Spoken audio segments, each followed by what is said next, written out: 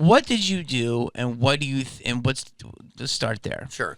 Well, my wife and I've been doing videos online since 2015. So I've been pranking cops, parking attendants, taking a page out of your book, like your TV show years ago. We love that show. Thank you, sir.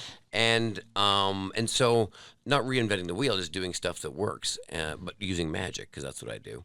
And we've always gotten great reactions. So we did cop pranks for like 5 years. Did great, but as you know, anything, you do it for a while, it drops off, something new comes along. So my wife and I are back at home with my producer, Seth, who does all my videos. I said, let's do something fun. Let's do something like with Lucille Ball and Desi Arnaz style, very, Dean and, Jerry Lewis type style, where I'm serious and you do something funny. So I do magic and you're the annoying, the wife that's annoyed by the husband that's a magician that thinks he's so great. And you spoof me on the trick. So I'll get some cheap stuff on Amazon, $5, $10 tricks you can buy. I'll do the trick, and then you bust me on the trick. Same way Lucy would probably do it with Desi Arnaz. Bust you meaning tell you how the trick is done? Exactly, blow my cover. Okay. So I think I'm amazing, and she goes, "You're not amazing. You're not that great." So you're doing this is a little bit. This is like a new series of like a exactly MO, if you will, motif of videos. Okay. Yeah, it's something different. So we did one. It literally took 6 minutes to shoot because we do these videos all the time. Thought nothing of it. We edited and uploaded it, which is Seth Leach, who's my producer, who you know, and he's doing his stuff. Literally within about 2 days, we check it out. It's done like 10 million views. After about 5 days, it's got up to 50 million views. Which is pretty wild because you do things that are great sometimes, you get no traction. You do something you throw away and it runs. I know. How many times have we done that, right? I can never figure the algorithm out. Yeah, and you think it's right and then you work so hard in something. Anyways, it took off. Well, 30, 40 magicians got on the chat box because, as you know, everyone loves to comment online now and share their opinion. And there was 30 or 40 magicians not happy with me revealing tricks and giving these secrets away. Or my wife giving them away because I didn't reveal anything. She was the one. But they know that she's obviously it's my video. Yeah, she's your co-host. Oh, she's my wife. Yeah. So I didn't think it would be a big deal because I'm thinking I'm not giving away anything that is making people real money. And what I mean by that is, you can buy these things. Anyone who's really making money, if you're a good performer, you could still do the same trick and make money off the same trick I'm revealing. So anyways, a few magicians got really upset about it, started writing letters to magic clubs, the Magic Castle, going, Murray should be banned. I can't believe he's done this. He's blasphemy. He's ruining magic. And I'm thinking, well, I still do magic every day of my life. I literally walk on stage and perform magic, and I'm revealing stuff. So if it's that harmful, I would be shooting myself in the back. You wouldn't have a career. I wouldn't have a career. Exactly. And I'm somebody that actually works every day, like yourself. No, you work insane. You just literally got off a plane from Sweden. No, literally. And you're an animal. So and you love it. I feel love like what I do. I feel like you can't go a day without doing magic. I love it. It's like you walking on stage. Yes. Or you thinking of something creative you got to do. It's your life. Yes. Right? It's you are what you do. Right? It feeds us. Yes. Yeah. And I think that's some of the best performers because it's a passion. You do it whether you made a lot of money or not because you just love to do it. Yes. At least I would. Yes. I feel good. Yeah. So that's where it came from. So of course, these magicians wrote letters, and ironically, I've realized most of the magicians writing the letters are ones that have a 9-to-5 job. This is always the thing. So they're not pros. No. And what I mean by pro is they could always argue and say they do a professional show. What I mean by is their lifestyle, driving the Mercedes, driving whatever the hell they drive, that money did not come from doing magic tricks. That came from either owning rental properties, being a real estate agent, owning an insurance company, whatever they do. They are not. How long have you been doing magic? No, that was 7. So what? So you 43 years. So you're so you're 50. Yeah. Okay. So you're a lifer. Yeah. You're a known entity. You've been blessed on television multiple times. I'm not an elitist. I'm not anything. But I do have a problem with people saying they are something, but they're not there yet. Yes. It doesn't mean you don't have the talent or the future in it. Yeah. Or the potential. But I never told people I was an actor. I barely do it now. I was just like, But you've acted enough that you go, you're an actor. Yeah. You have a resume. You have. Well, I've done enough that people don't ask me anymore. Yeah, of course. But like the first time I did a TV show, I did a guest spot on Ellen. This is when she was straight. That's how long ago it was. Way back when she's a librarian. Yes. And people were like, why didn't you tell me? I'm like, because, don't talk about it, be about it. So there's a lot of things now on social media where you have to pick a label, and a lot of people pick labels of certain things, and I'm like, you're not there yet. Yeah. To me, if you can be an artist and you can be broke your whole life and be amazing. But if you like you're saying, if you are making a living and you're a hobbyist, yes, then your opinions should be a little more less dramatic. Yes. Well, and I see this a lot where somebody will learn a magic trick, and I've always said this, and I can say it once again, it's because of my world. Magic is the only art form you can buy. It's the only art form you can buy. So perfect example, if I gave a random person that's never been in the business in their life a violin, 7 juggling balls, 7 great jokes, like real storytelling jokes, not knock jokes, but storytelling jokes like you do and all the other guys and girls do. And I got 30 minutes for you to kill, 30 minutes to look impressive. Here's a balance beam. Here's a high bar, anything. Here's a skateboard. Tony Hawk teaches you 30 minutes of tricks. And I give you a magic trick, 3 or 4, that I know can make you look great. If you just tilt a box or slide a thing right, you're going to look like you're amazing. I'll give all these people 30 minutes to learn violin, ice skating, being a comedian, and all of us play guitar. And all of a sudden, in 30 minutes, we'll see who's the most successful and who looks the most magical. And I promise you, it'll be a magician, because I'll give you 3 tricks that make you look brilliant. Now, look, I can learn a trick that takes me 6 months with sleight of hand, but I can also do another trick that you can't tell the difference whether it's sleight of hand or not, because it's a box or something that just slides and opens. So that's the problem with my world of magic as an art form. With comedians, that's why there's so much camaraderie, or guitar players, or you may not like somebody, but you go, God damn, they're still funny. They still know what they're doing. You might look at a violinist or a guitar player and go, he's an asshole. Yeah, but he can still play guitar. He's not faking it, or she's not, So wait, you're saying that it's almost, this is interesting because you're so amazing at it, but you're saying it's an art form that can be, I don't want to say this lightly, a journeyman can pick it up. Sure. Where comedians, you can be a good comedian, but you might not be innate in you. The best ones are innate. Yes. And I always tell, this is why I like sports, because it's measurable. You can hate the player, but if he makes 30 a night, you cannot deny his talent. Of course. But a comedian can be very successful, and people can just say he's not funny. Exactly. Or they're not funny. It's subjective. Yes. So exactly. That's what. So you're telling me, though, that magic is the easiest thing to look good and the easiest thing to pick up? Looking like you have a talent. So, because my example is, and I challenge anybody to prove me wrong, meaning I know I couldn't learn any of those things you just told me in 30 minutes. I couldn't either. Like but a trick, I could show you 4 really cool tricks in the magic shop that you do this and do that, and if you do it this way and slide this and slide that and take the lid off, it's gonna look amazing. Yes. So because magic's about having a secret power and impressing people by a certain sleight of magic trick or whatever, and that's the problem with magicians. And I think there's a lot of jealousy in our world because of the fact that because it can be bought. Like I got a couple of people who are the top surgeons in the world in Orlando. He buys every big illusion trick that he can because he loves it. He has a warehouse full of probably more tricks than David Copperfield. He does 1 show a year because he just loves it. He makes a fortune as a vascular surgeon. Yes. Magic is his hobby. He loves it. Is he good at it? Not at all. He does 1 show a year, but he still does that show. Yes. And he has these amazing props that are $10,000 to $15,000 a piece because he can afford to buy them and stick a girl in it. And if he pushes the button and puts a blade here, it's going to look great. Now, is he going to be that great? No. No, but it's his hobbyist. Exactly. He's playing dress up. It's like the guy, the tech guys that made $1 billion and they have a band. That's right. Exactly. So, and there's nothing wrong with that. Not at all. So you're saying, pull that down so people see your face. Sure. So you're telling me that a bunch of people, not that guy, got together and basically said, Murray is what? You are Judas Iscariot?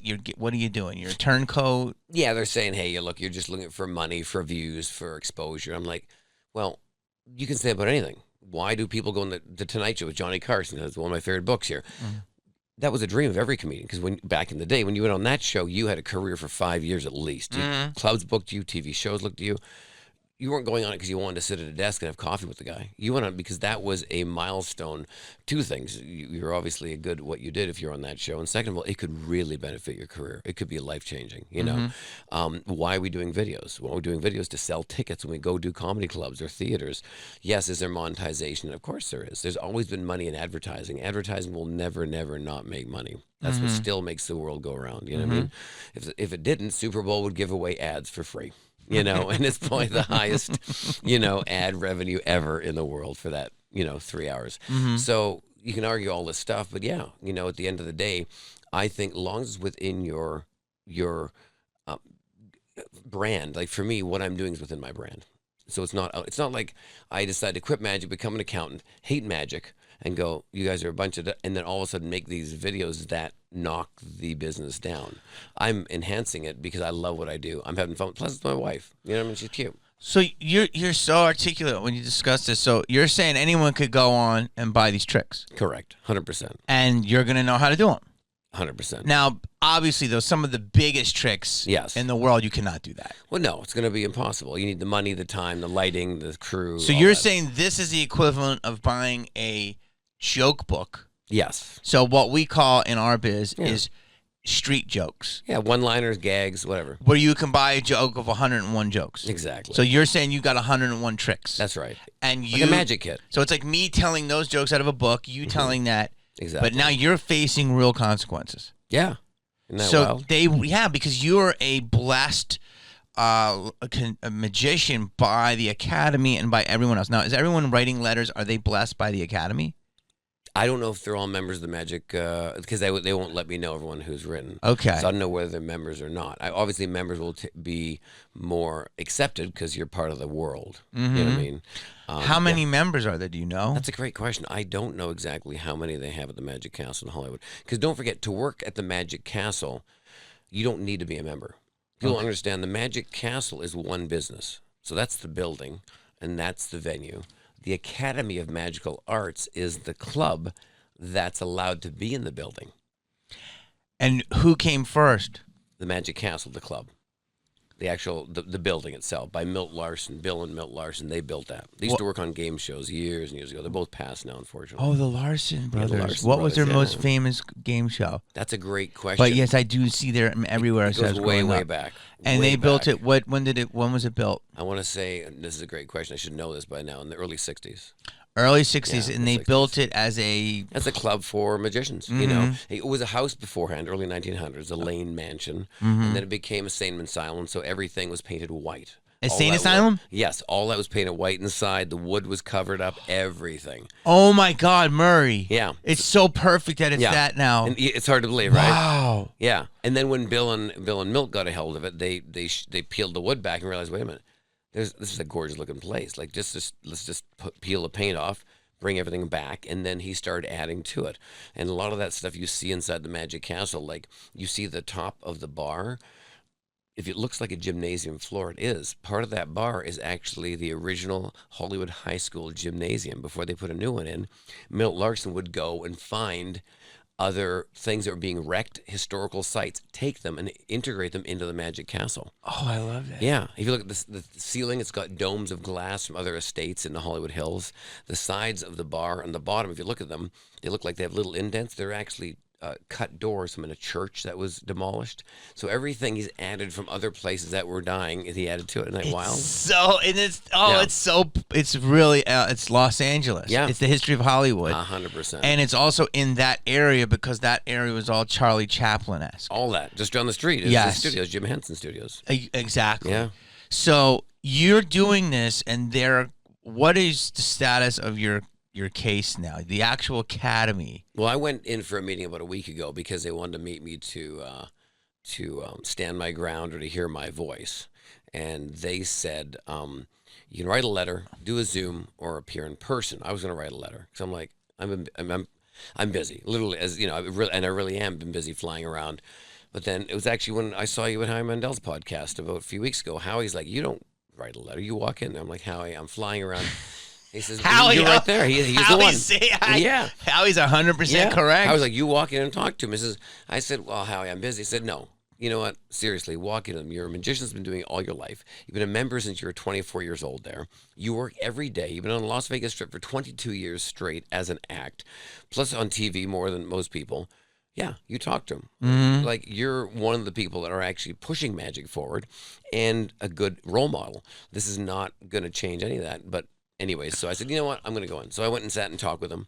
And I pitched shared my ideas. I felt like it was a pitch meeting, to be honest with you, like for a TV show. How many people in there? There was like 5 guys and a girl. One of them, you're one of the most credentialed magicians to be in there, for sure. Yeah. I believe It was in the Houdini seance room. We hung out. Really nice people. They're all wonderful. Are they all magicians? Yes, they're all magicians, or they're magicians in the sense of they do magic once or twice a week, or maybe once a month. So it's like SAG. The SAG board is all actors. That's right, exactly. Okay, yeah. Got it. So these are all members.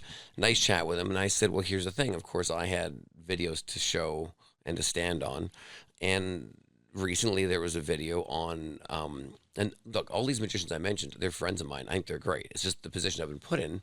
I said, here's a bunch of magicians sharing magic secrets that are praised here at the Magic Castle. I said, second of all, we're in the Houdini seance room, which is something they rent out 3 times a night.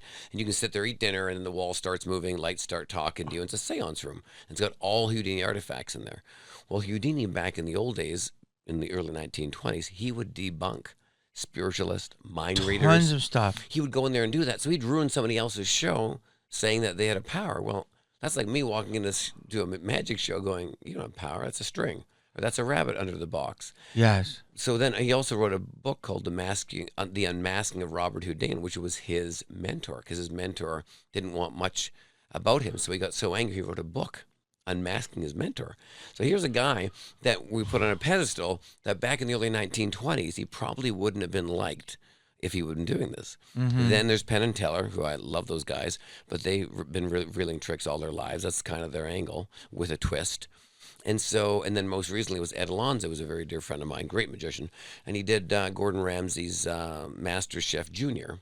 on the Magic Castle stage, where he got cut in half, this girl, but then he opens up the other side of the cut in half box and he climbs out of the fake base on the bottom of it, giving away the fake base on the Magic Castle stage 3 weeks ago on national television at the Magic Castle. I'm like, guys, I love all this and you're hating on me, but here's something that happened in the actual venue with the member. He's actually on the board, Ed Alonzo. I love Ed. I have nothing against Ed at all. He's a phenomenal magician, one of the best. And I have no problem with them doing this. But if you're going to... But what's fair is fair. If you're going to crap on me, yeah, let's look at...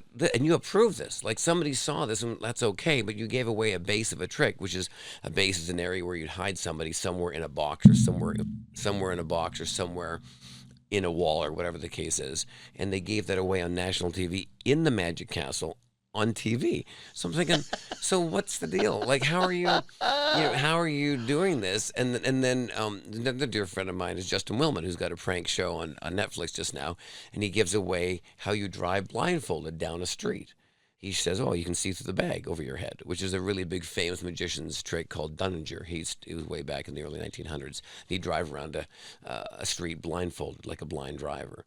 And, of course, they give away the thing that you could see through a bag, Obviously, you can see something. You're not going to drive blindfolded. But the point is, these are just 2 shows that have been on TV the last 6 weeks of people that are really liked at the Magic Castle. I'm like, well, here's an example. It just happened. Well, this is all happening.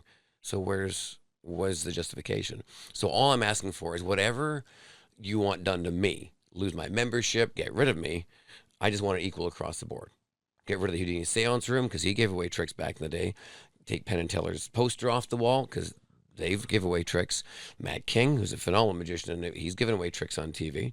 Ed Alonzo, Justin Willem. So here's all of us working professionals doing stuff just to keep us working, yet, there's no repercussions. So I'm like, my argument is, do unto me as you don't do unto them, and it's a fair game. And what did they say? I'm still waiting. That was 2 weeks ago. So I'm waiting for the big verdict of what's going to happen. But I love the castle. I think it's a great place. I just think a lot of these people, unfortunately, need to understand that it's not about whether people understand how a trick works. It's about when you walk on that stage and for you to be entertaining. Bottom line. Mm-hmm. Bottom line. Whatever you do, the key is to take those people out of the real world for an hour, whether you're doing comedy, magic, music, acting, whatever we do for a living, ventriloquism, and make them have a great time. You know what I mean? And if it's about making fun of your business a little bit here and there, like we all do, and it's entertaining and it's accepted, go with it. If you get kicked out, do you think you're being targeted? Yeah, I think I'm being targeted. For why? I don't know. I think I'm being targeted because to some people, they don't find me funny. I'm weird looking. You know, You're a magician. of course, it's part of the package. You're having it I know. fun. You're playing a character. Yeah. But I think, in the business, there's a love and hate thing. Like I always said, if I was a birthday party magician in Barstow, California. You'd be killing it. Exactly. You'd be on the board of Barstow. Exactly. I would be the Chamber of Commerce. And if I put up a video there, I'd probably get 10 views and no one would really care. It's just the way it is, I hope you don't get kicked out. Me neither. But that's amazing. You have so many facts that you come with. It's wild, isn't it? Did they argue with you? Did they even say you're making a lot of sense? Well, yeah. Well, they asked me and said, well, what, they asked me two things is, are you, do you still want to be a member here? I said, well, of course I do. I wouldn't be sitting in front of you if I didn't want to be. I said, but if I'm not a member or I am a member, I'm still going to be doing magic every night. I'm going to be flying out tomorrow and still doing my show in Lake Tahoe if I'm not a member at the Magic Castle.